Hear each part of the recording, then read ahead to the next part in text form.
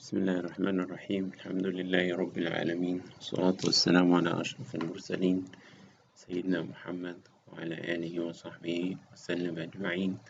سبحانك لا علم لنا إلا ما علمتنا إنك أنت العليم الحكيم. اللهم علمنا ما ينفعنا وانفعنا بما علمتنا يا كريم. Dear colleagues, now we are continuing the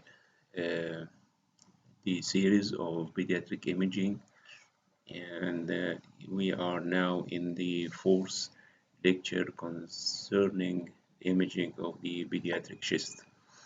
You remember in the first part of this pediatric chest we have discussed the normal anatomy and the techniques. In the second part we discussed the focal pulmonary lesions, including the nodules and the masses.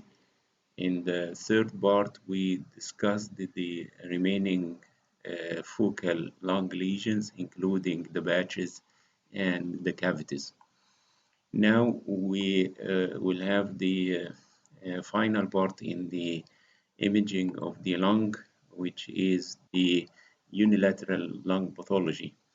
And under this category, we are going to discuss the issues of congenital lung aplasia and congenital hypoplasia of the lung, congenital lobar emphysema, cystic adenomatoid malformation of the lung, Macleod syndrome, and finally we'll have some words about foreign body annihilation, which was discussed in details during the previous three parts. Now, lung aplasia and actually cannot be accurately diagnosed from the plain X-ray of the chest. And here you see that the left hemithorax is totally opaque. You cannot see the cardiac shadow, which is displaced to the left side. And you see that the right lung is good with normal pulmonary vascularity, and this may lead to feel that there is some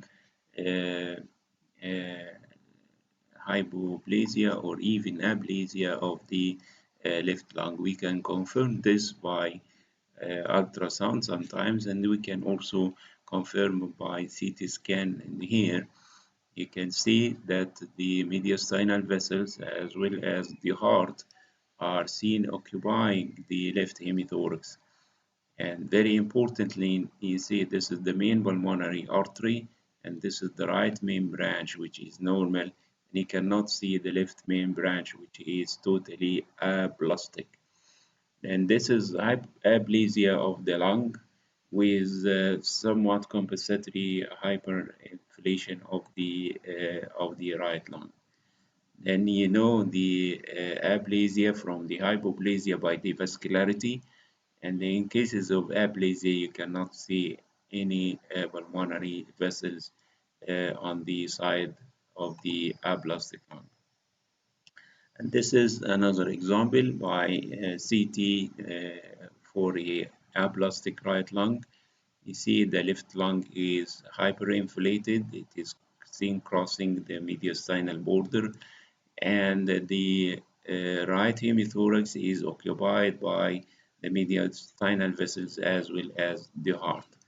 In this example, you can see the trachea and the left main bronchus, which is good, showing the normal bronchi, but the right main bronchus is atretic or aplastic. As you can see, there are no bronchial divisions to the right lung.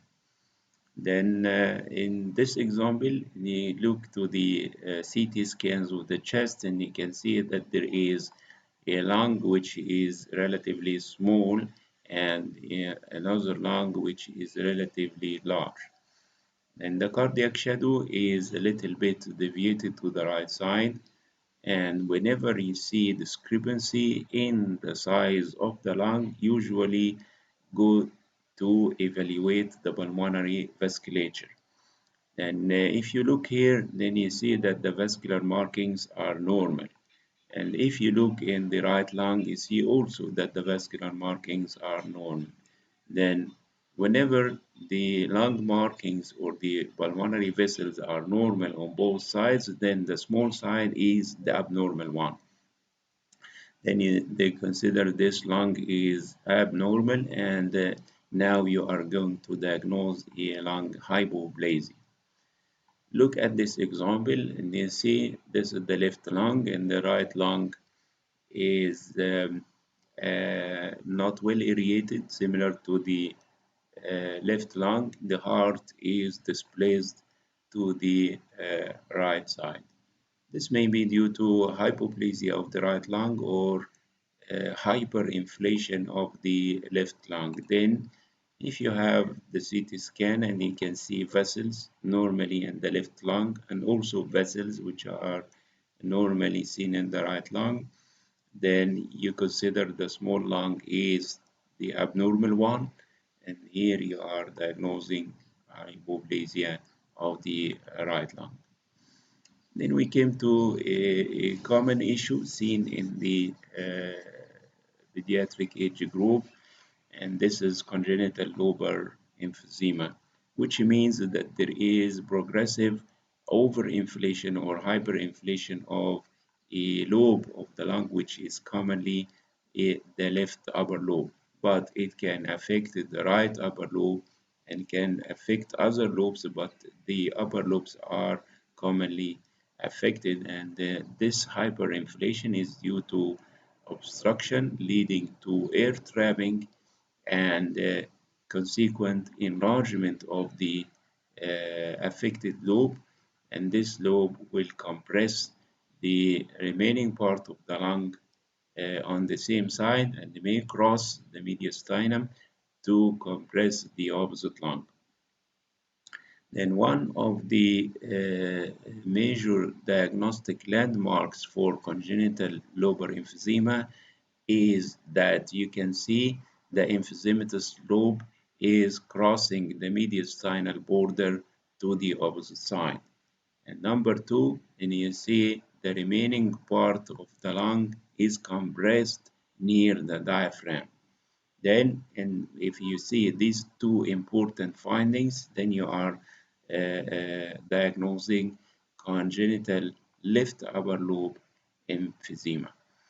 And this will need to be differentiated from pneumothorax and other conditions, as I will mention now. Then this condition affects the left upper lobe commonly in about 45% of cases, the middle lobe in about 30% of cases, the right upper lobe 20% of cases, and it may affect two lobes in about 5% of cases. Then for the diagnosis of congenital lobar emphysema, you should see that the emphysematous lobe is crossing the mediastinal border to the opposite side. The remaining part of the lung is compressed towards the diaphragm. Then here you see this is an emphysematous lobe crossing the midline to the opposite side. There is compression of the remaining lung near to the diaphragm, with consequent shift of the heart and the mediastinum to the opposite side. If you look to the CT scan and you see that there is a small lung and an enlarged lung, then look to the vascularity. This is the normal vascularity, and there are here scanty vessels. And the lung with abnormal vascularity is the abnormal lung. But if the vascularity is normal on both sides, then the smaller lung is the abnormal one. And this is a hyperinflated upper lobe with scanty pulmonary vasculature, diagnostic of congenital right upper lobe emphysema. And there is another example, and you see the emphysematous lobe is crossing the mediastinal border. The remaining part of the lung is compressed near the diaphragm, and by CT scan you see the scanty vessels in the emphysematous lobe, the normal vessels in the sound lobe. And another example of congenital lobar emphysema of the left upper lobe, which is the commonest side. You see the emphysematous lobe, you see this margin which is crossing towards the opposite side. You see this opacity which represents the compressed lower lobe, and that there is some shift of the mediastinum and heart to the opposite side. The CT scan showed hyperinflated lobe with scanty pulmonary vessels. Then you may have the facility of reconstruction or reformatted images by the multi-detector CT, and here you can appreciate very good the emphysematous left upper lobe, the compressed left lower lobe, and you also see the scanty pulmonary vessels.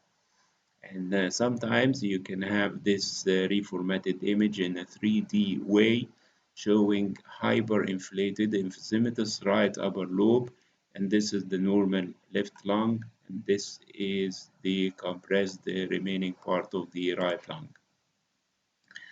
Then we came to the pneumothorax, and the pneumothorax means that there is excess air in the pleural cavity compressing the lung, and in this condition, the compressed lung will collapse towards the hilum. And this is very important. The collapsed lung will not compress towards the diaphragm, it will collapse towards the hilum.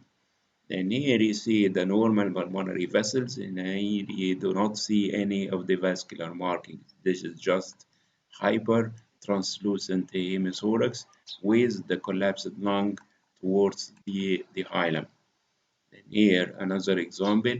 This is the partially collapsed lung, and this is the pleural cavity filled with air. There is some displacement of the heart to the opposite side.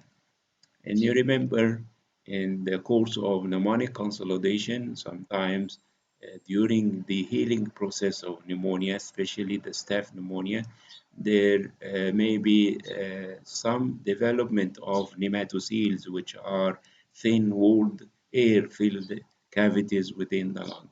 And sometimes these nematoceles may rupture to form a pneumothorax like this. And then this is the start of the disease, pneumonic consolidation on the left side, then followed by the formation of a nematocele, and this nematocele has been ruptured, forming a pneumothorax which is compressing the underlying lung. Then we have to discriminate between tension pneumothorax and the ordinary or regular pneumothorax. The tension pneumothorax, we should have two specific findings for the diagnosis of tension pneumothorax, and these are: number one, contralateral shift of the mediastinal structures, then number two is flattening and compression of the diaphragm. And you see here that there is a big amount of air within the pleural cavity compressing the underlying lung, but the heart and the mediastinum are shifted to the left side, and the diaphragm is markedly depressed. Then you know they are dealing with a tension pneumothorax. Then we came to one of these lesions which affect the lung unilaterally, which is the McLeod syndrome or the Seward James lung. This is a lesion which will result in relative hypertranslucency and decreased vascularity of one of the lungs. And this is found to be the sequelae of viral infection early in the lung, and it may present in adulthood. And in many cases, it was found to be the sequelae or just a form of bronchiolitis obliterans. And by time, the affected lung may develop some bronchiectatic changes. The findings are one of the lungs, maybe the left or the right, is relatively hyper translucent compared to the opposite one, with appreciable decrease of the vascular markings and also hypoplasia of the pulmonary artery of the affected lung, and you may get some bronchiectatic changes. And here you see that this lung is relatively hypertranslucent compared to this one, and the vascular markings on the left side are scanty. Then you consider that this lung is abnormal, and this is the 3D reformatted image showing um, the pulmonary vasculature and the bronchial distribution in a patient with McLeod syndrome on the left lung, and you can appreciate the decreased vascular markings on the affected left side. And here, the affected side is the right one. This is the normal pulmonary artery with normal branches, and this is the small pulmonary artery with scanty branches. And the CT scan showed that the vascular markings are good on the left side. They are scanty on the right side with hypoplasia of the pulmonary artery compared to the left one. And the lung window images showed the presence of bronchiectatic changes as well. And this is also an example. And you see the left lung is relatively hypertranslucent with small vessels compared to the right one. The CT scan showed that the left pulmonary artery is relatively hypoplastic compared to the right one, and the lung field is more hypertranslucent compared to the right lung, and you also see the cystic bronchiectatic changes in the left lower lobe. In the foreign body inhalation, as I have mentioned before, can appear in the chest X-ray by many presentations. The first and the most common is the normal chest X-ray, which is seen in about 1/3 of the cases. And the second common finding is the presence of air trapping, where you can see that one lung is hyperinflated and the heart and the mediastinum may be shifted to the opposite side. And this is one of the common findings, and it is diagnostic if you have the clinical support of suspected inhaled foreign body. Also, the presence of consolidation and atelectasis are one of the manifestations for foreign body inhalation, and sometimes you can detect the foreign body itself because of its radio opacity. And here is the hyperinflated left lung, and if you have the chance to have an inspiratory film and an expiratory film, it is good so that you can be sure that there is air trap. And air trap is one of the manifestations or good findings in the chest X-ray to support your diagnosis of foreign body inhalation. By air trap, we mean that the lung does not collapse or deflate during expiration. During inspiration, the air will go into the lung, and during expiration, the bronchus will collapse on the foreign body, preventing air from going outside the lung.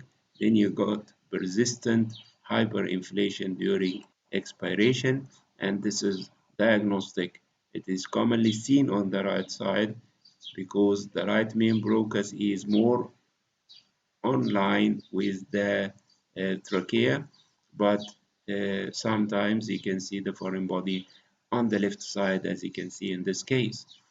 And here you may suspect that the foreign body is on the left side, and this is true. This is the foreign body, which is a peanut present within the left main bronchus. There is some atelectasis and consolidation in the left lower lobe.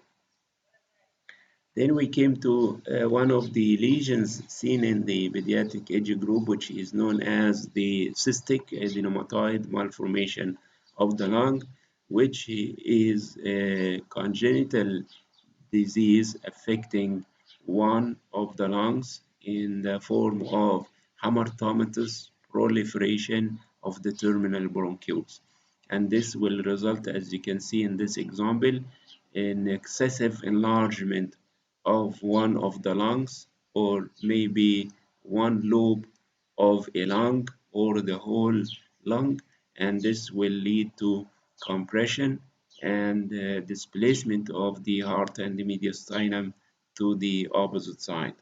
The cause of this hamartomatous proliferation is unknown, and it represents this disease about 25% of all congenital lung malformations. It presents during infancy. This is a congenital disease, but it can be seen at any age if the lesion is small. The common presenting symptom is respiratory distress and sometimes recurrent chest infection. Commonly, in the chest X-ray, you will see multiple air-filled cystic lesions affecting the whole of a lung or part of a lung. Then, as you can see here, it can affect a lobe or can affect the whole lung. The affected lobe or the lung will be enlarged, leading to mediastinal shift and the compression of the opposite lung. And if you look carefully here, and you see multiple air-containing cavities within the right lung field. And the CT scan confirmed the presence of thick wall air-filled cavities compressing the remaining part of the lung and displacing the heart to the opposite side. You should remember that this is a congenital disease and it is diagnosed even in utero, and this is completely different from the issue I have discussed before, which is known as cavitary necrosis complicating pneumonia. This pneumonia is not congenital, and the signs of infection are present, and the patient is sound before the onset of the disease. Then you see here a lesion which is formed of multiple cystic air-filled spaces within the right hemithorax. Then you are suspecting the possibility of congenital cystic adenomatoid malformation of the lung.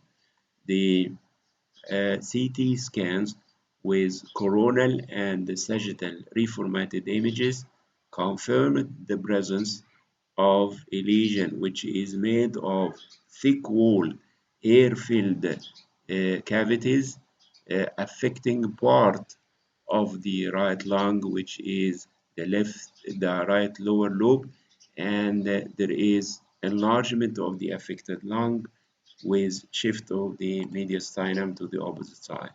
We have three types of congenital cystic adenomatoid malformation of the lung.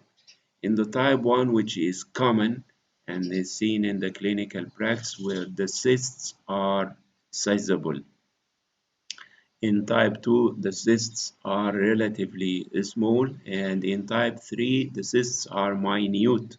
And this is very difficult to be diagnosed in the clinical practice, but this one is commonly seen and easily diagnosed.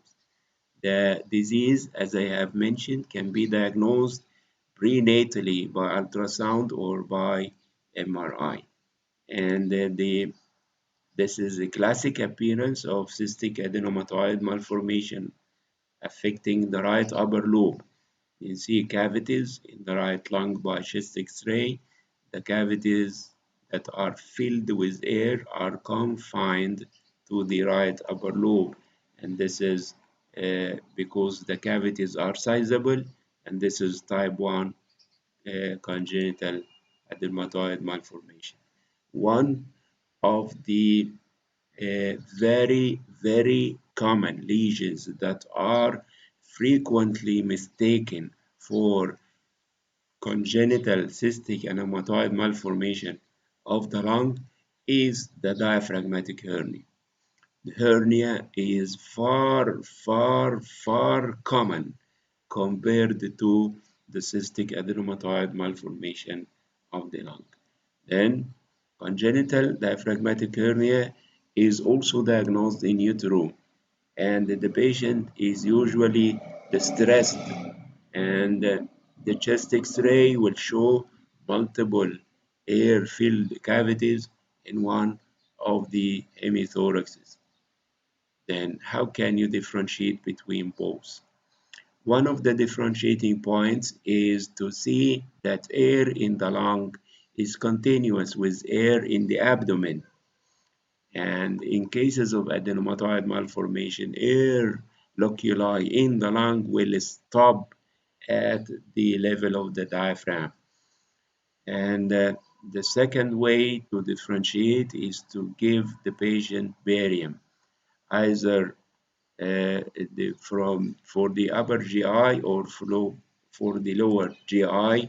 And whenever you inject barium or give barium in the colon or by the oral way, then you can see that barium or let us say gastrografin sometimes will go inside the lesion which is located in the chest, confirming the diagnosis of diaphragmatic hernia. Then, if you see multiple air-filled loculi in the hemithorax of an infant or a child, think first of diaphragmatic hernia because it is common or more common. Then, to confirm the diagnosis, you can use ultrasound and you can give barium. If you give barium from above and the lesion did not fill with barium, then you give barium from the rectum and the lesion did not fill with barium, then the diagnosis will be cystic adenomatoid malformation of the lung. One of the easiest ways to separate both is to have simple CT scan of the chest without contrast injection. Then you can see the bowel loops with their characteristic appearance, and also you can see the cystic spaces of adenomatoid malformation with characteristic appearance. Thank you very much. Alhamdulillah Rabbil Alamin.